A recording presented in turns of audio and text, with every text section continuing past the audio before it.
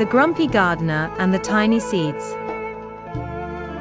Once upon a time, nestled in a valley so green it tickled your nose just to look at it, lived a gardener named Gideon.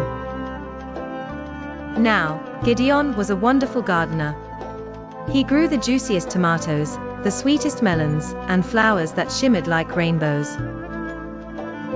But Gideon was also incredibly grumpy.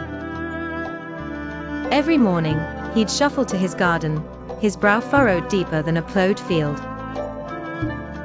He'd mutter at the weeds, scold the snails, and even glare at the sunshine for being too bright.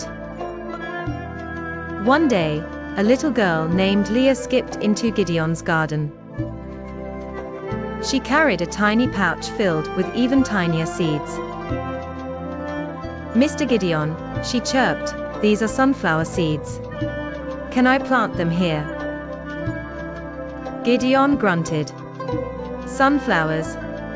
Bah! They attract bees, make a mess with their droopy heads, and take up too much space." He waved his hand dismissively.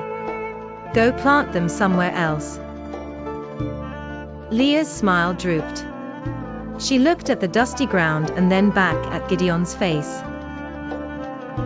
Instead of arguing, she quietly asked, "But what if they make someone happy? What if the bees need them?" Gideon scoffed. He was about to tell her again to leave, when he saw a little tear trickle down her cheek. He hadn't meant to make her sad. He just didn't like things changing in his perfect garden. He sighed, a puff of air that ruffled Leah's hair. "Fine," he grumbled. "Plant them over there, by the fence, where they won't bother my tomatoes." Leah beamed. She carefully planted each tiny seed, whispering a little prayer for them to grow strong.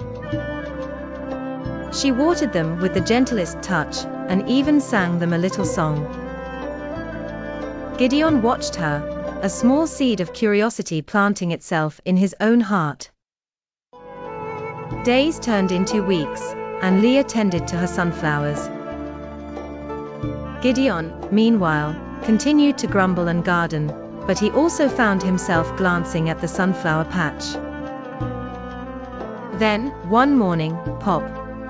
A tiny green shoot poked through the soil. Then another, and another. Soon, a whole row of sunflowers began to grow. They stretched towards the sun, their leaves like little hands reaching for the sky. Finally, one sunny morning, the first sunflower bloomed. It was enormous and bright, its face tilted towards the sun like a happy smile. And guess what? It did make someone happy. Bees buzzed around it, collecting nectar, and Leah clapped her hands with joy. Even Gideon couldn't help but crack a tiny smile. He watched Leah twirling near the sunflowers, and he realized that sometimes, even the smallest things, like tiny seeds and a little bit of kindness, could bring the greatest joy. And maybe, just maybe, even a grumpy gardener could learn to appreciate the beauty of something new. From then on, Gideon wasn't quite as grumpy. He even let Leah plant a few more seeds the following spring. He knew that even in a perfectly planned garden, there was always room for a little bit of sunshine, both from above and from the sunflowers themselves.